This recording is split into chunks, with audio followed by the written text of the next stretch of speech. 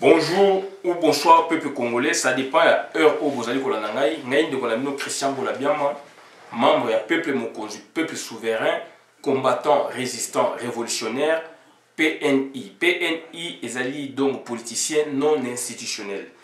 Nazali politicien non institutionnel parce que tous allez défendre Mboka Nabiso par rapport à des politiciens ya Congo ou Bazali Lelo. Culture politique comme na Congo Lelo, ezali culture oyo déjà Abdoulaye Wade a déploré yango déjà dans la 91 12 par là tant bayaka na Abdou Diouf na kati ya Congo pour traiter makambo ya opposition abenga bango bazana culture politique té ba conséquence de yo komona ngo lelo yo presque 30 ans après donc ça dit quand quelqu'un parle mutu ya aza na boania mutu a dirigé soka a joué position à lobby azali lokola papa maman na kati ya ndako abokoli bana a vivre pe na bandeko na ye soka lobby likambo boye na bana na ye donc ezali par rapport à observation salaki de ezali ndenge moko donc na Abdoulaye Wade pour bandeni azali sénégalais tout ça mais ba sénégalais ba ota l'Afrique ba ota la Congo aussi surtout Afrique Congo ba bi Congo donc richesse azana ngoso Congo démarrer ba mboka nyos Afrique pe ko moi belan donc yangwana donc ils ont observé de loin tu peux pas observer toujours bozana ba tout ils nous ont jaugé de loin c'est la même chose au Fouet Boigny Batinenga texte par rapport à Eleki Lelo donc en Afrique du Sud le défunt Houphouët Boigny en 1985 à Lubakiango abi même Soki Mandela Bimi et que va préparer peuple wanate puisque peuple na dignité donc à vivre esclavagisme peuple à vivre esclavagisme surtout apartheid de va vivre wana même Soki Mandela Bimi en 85 ceux qui même Léo Mandela Bimi, peuple on a soit préparé était azali mutu oyo neti donc neti na rozo ba terme on a ko employer zati donc fauve lion boutier na cage 7 jours 3 jours à liété sikoyo botiki esko na balabala donc a rolia batu et donc bomoni ministre donc ambassadrice ou ministre de bango lobby que makambo eleki kuna donc bino pe ba pays africain bo créer ba misala na mboka na bino donc en quelque sorte baza sur les loko lobate puisque peuple va préparer le peuple bien té et que donc les lois ba comme copier sa réponse wana et réponse wana pe ça justifier et ça justifie il faut créer ba société na mboka na bino to le ming ko loba makambo ya Jeannette Kanambe Jeannette Kabila donc futur ministre ya intérieur na ya défense bolanda qui déclaration ou asala qui toujours outil la bino ngo sikoyo pour na rafraîchir mémoire eza sujet bandeko na ngai nasi na loba yango ezali sujet outé qui na réflexion na ngai té mais donc na vu yango komi ya ngai puisque ezali sujet donc ba donner ya renseignement donc ya Congo na niveau supra puisque tous a des renseignements des ANER na loba yango na sa vidéo ANER aliboso ezali piloté par Rubewa donc donc ezali ANER ya Rwanda Burundi Rwanda Uganda Tanzanie Rubewa mtazana na kata maboko na Congo ANER mususu o batie Kalev baye ko longola batie adjoint metoye saki bino l'information peut aujourd'hui c'est Kalev qui dirige ndenge Hippolyte Kanamba aza ko diriger ndenge Kalev aza ko diriger donc c'est-à-dire adjoint yazali wana mais il rend compte na Kalev donc tu expliquer bino déjà yango no moni donc les loyo ba Jeannette Kanambe ba komi koloba makambo polele poisa pona yo congolais au comprendre pour yo congolais au comprendre que donc situation o les na Congo ezali situation moko donc catastrophique situation o les na Congo ezali situation moko oyo que donc il faut jamais tolérer yango situation o les na Congo ezali situation oyo jamais donc bo vanda kimia donc esengeli ko tomboka yango na bomoni donc marche ezali na Bruxelles contre arrivée à Félix Antoine Tshilombo Yangwana donc organisation ça mis déjà l'élo, la stratégie et puis les 16, les 17, les 18 Bussonios tout à Bruxelles. Puisque tout là qui ça na miroir Europe, na miroir na un des miroirs ya monde donc en Belgique que Félix Antoine Tshilombo 15%, à 15% et puis à 15 millions de dollars. Donc ça dit chiffre 15 des Hollandais et que Azali Mouto a comme développement TPT, il n'a pas de projet. Donc Azali marionnette va tirer l'icolo et mboka na biso alors que bino mindele boye la biso démocratie o la bino et que biso peut te saisir yango, tu as respecter yango, muta gagner que ça Martin Fayulu Madidi et bino bolingi ete bolingi mutu mususu. En voici les conséquences. Et tant que Congo vous avez bien été bino Belgique vous avez un vrai problème économique. Donc il y a un marche zali vraiment d'autres aussi vraiment les 16 les 17 les 18 toi affluer mingi donc na Bruxelles. Donc toujours c'est bino vidéo au bus de Salaka. Et il y a le 11 mars 2019 tu intitulé qui ont boyé un Judas nommé par Tshilombo. Point. Jeannette Kabila azalaka commando na loba yango déjà kala puisque ezali ba donner à renseignement ezali ba donner à kingakati ba émotion azala commando ndinga tambola bana donc azala mundu ki donc azala bien formé et batumi basala erreur ko landa ye ko se confier na ye donc voilà c'est une dame bien formée militairement les gens ko lo makampo ça de la ligne boyo kana no makambo ya lobby. Et tu as vu déjà que l'information aujourd'hui les na kingakati Jeannette Kanambe donc prochainement va manifester ça donc puisque va kangi Congo prochainement c'est Jeannette Kanambe qui sera doublement ministre il y a intérieur et ministre il y a défense tu as vu sous les lots donc voilà donc toujours c'est une partie au déjà tout le bagayango donc les alliés ont daté dans le 11 mars 2019. Voilà donc bon la langue makasi penza. Donc tu es comme c'est bino Jeannette azali vrai commando. Moi si on est pour mon akaya azali vrai commando. Donc elingi ko banini botala ye partout ndeka zala na parlement azali flic ya ndeko na. Bon je préfère pas vraiment parler trop de flic oui, à jouer à flic mais non seulement commando puisque azali bien formé. Azali bien formé, azali commando. Ndenge yo sodo za commando ndenge ya zuba formation a na formation donc na ndeto yoki na Israël azwa na Chine azwa na Tanzanie azwa na Rwanda donc ça dit une femme donc azo ça va recycler donc azali bien formé côté renseignement côté militaire donc côté renseignement azo jouer donc azali na ba pôle wana mibale politico militaire donc côté politique sikoyo côté politique militaire vidéo o eza ko dater na le 11 mars 2019 agent de renseignement azali auprès de bureau pour récolter des faits tant que ça koya koyebise makambo bino mone ndeko ya Hippolyte Kanambe neti femme azali formé et c'est une femme aussi qui a étudié par rapport à bandeko na bango mingwana donc c'est une femme qui est bien formée de ba wana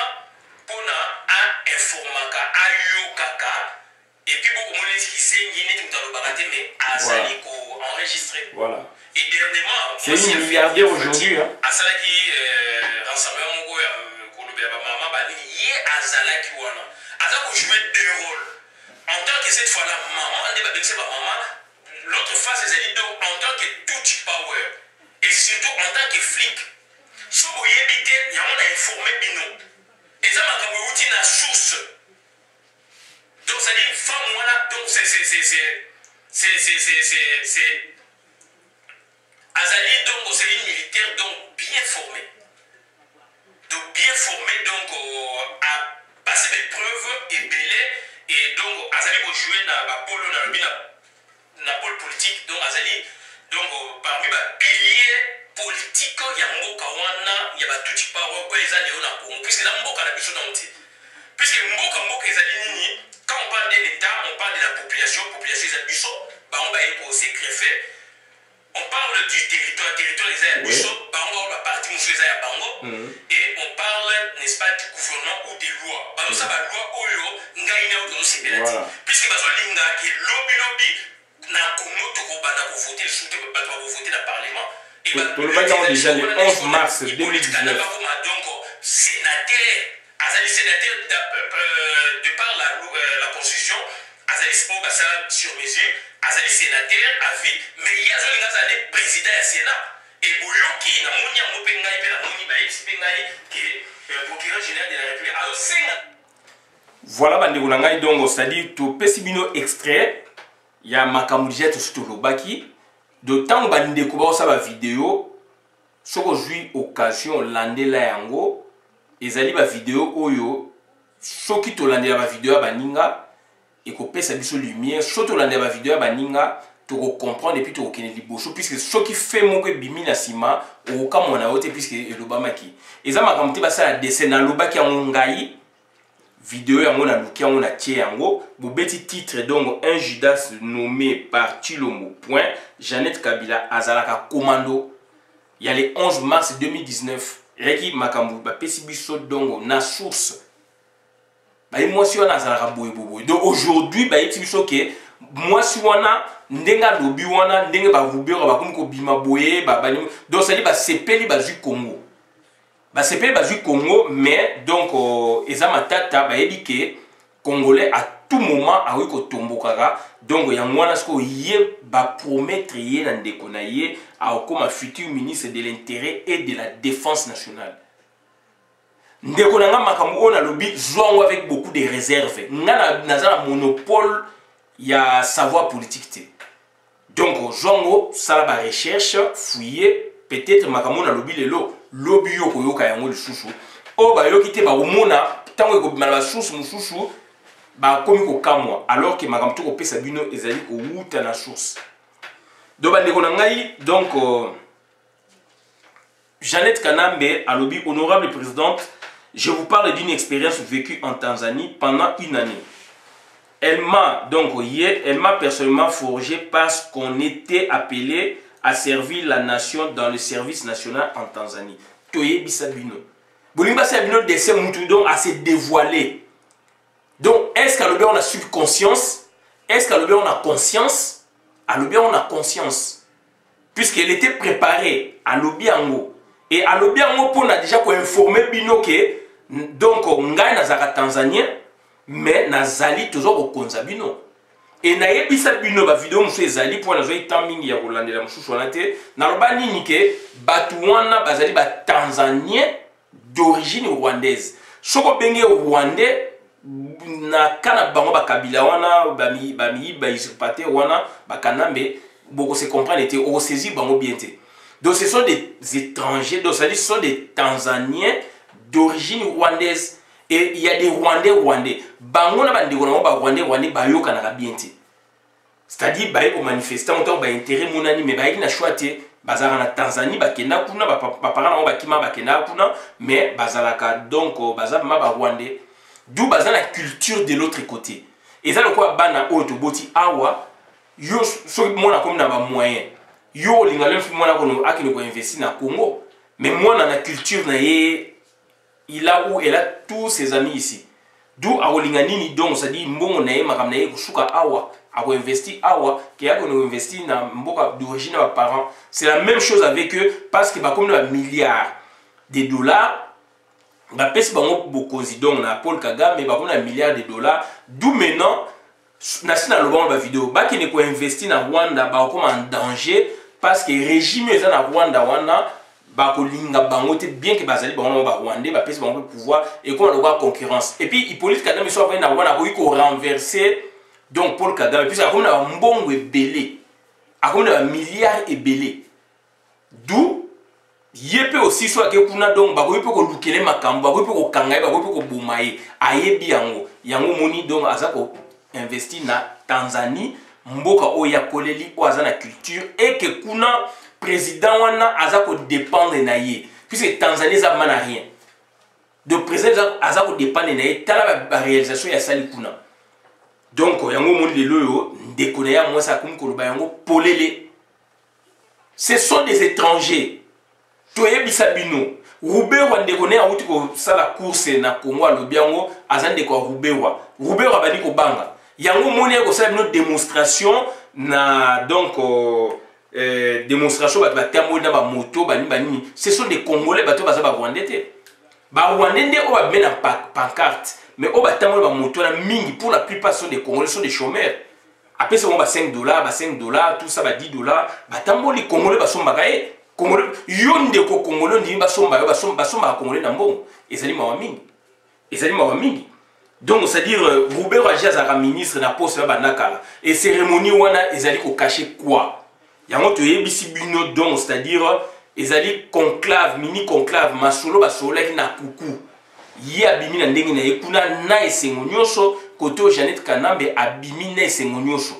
Roubert azali na poste wana Zoé bapesi ye Tanganyika et Jeannette bazo pese ministère intérieur na ya défense to lobe ngo lelo bokanga date oyo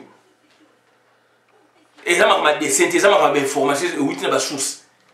donc bande konanga ezali passe mingi parce que bozali na président moko protocolaire ce président n'a pas donc droit à agir sur des dossiers vraiment typiquement donc d'un président OK président Fatia Manzak ezali était tozo la kaneti ya chancellerie Hippolyte Kanambe ndenga zali wana te jamais a autorisaka na Félix Antoine Tshilombo pour a décoraka batu même à titre posthume je ne pense pas puisque a ko pese honneur wana te mais pour la représenter Congo Libanda il peut accepter parce qu'il dit que pour les ans on paya donc aujourd'hui avion vite fait donc au pays au côté na batu bani ça c'est l'extérieur pour les appels pour garantir hier Hippolyte Kanambe mais sur le plan national fait de 30 je vais pas passer tout en revue je ne pense pas et que donc makambu il y a donc il y a la chancellerie donc décorer batou les loter il y a mon donc ce garçon on doit les chasser à tekimbo kana niveau moko impossible Mouyibi tina niveau à l'état donc 9 mois botala da dégâts donc ba érosion financière wasali financière et monétaire asali nakati ya Congo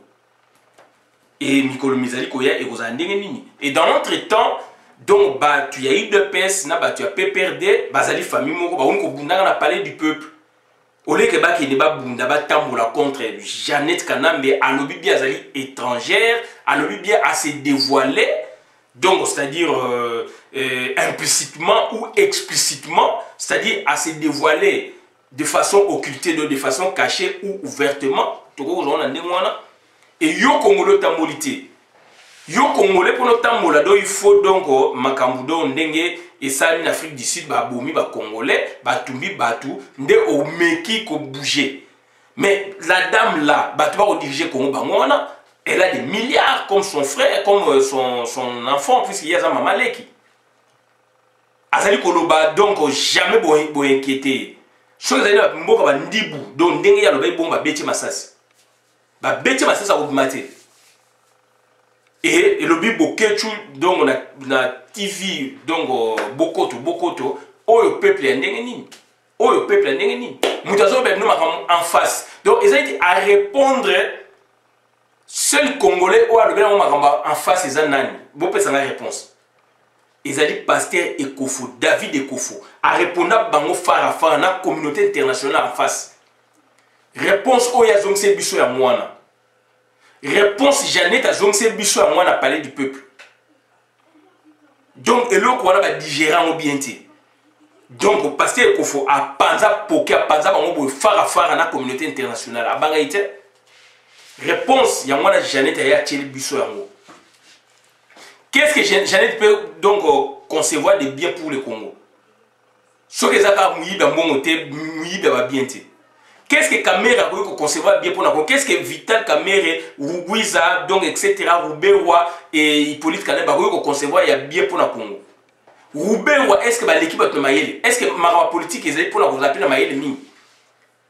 Ba Roubert le ba komi donc ba intouchable ba caméra ba komi intouchable na Congo à cause de vos politiciens ba papa tiseri ba komi se ba ba master na bango alors que bango na mboka na ba bomi ba génération sur la politique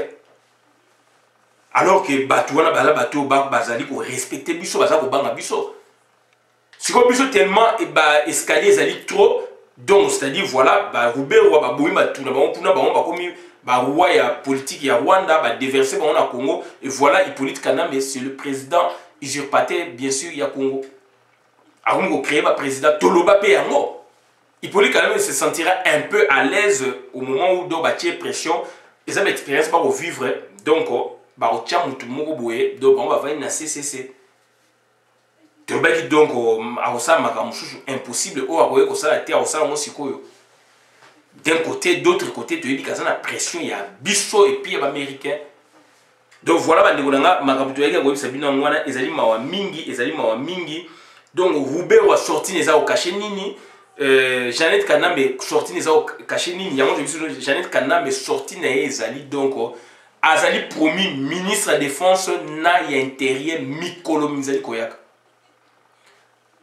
n'habite que vous pouvez un monopole de savoir, vous pouvez un monopole de la vérité, allez vérifier, vous savez la recherche beaucoup moins dans Makambo Tolobi, ndenge Tolobaki que Jeannette donc Jida, un Jida nommé par Tulomo Jeannette Kabila Azalaka commando, attends la rana revolver, ndenge Azalaka munduki.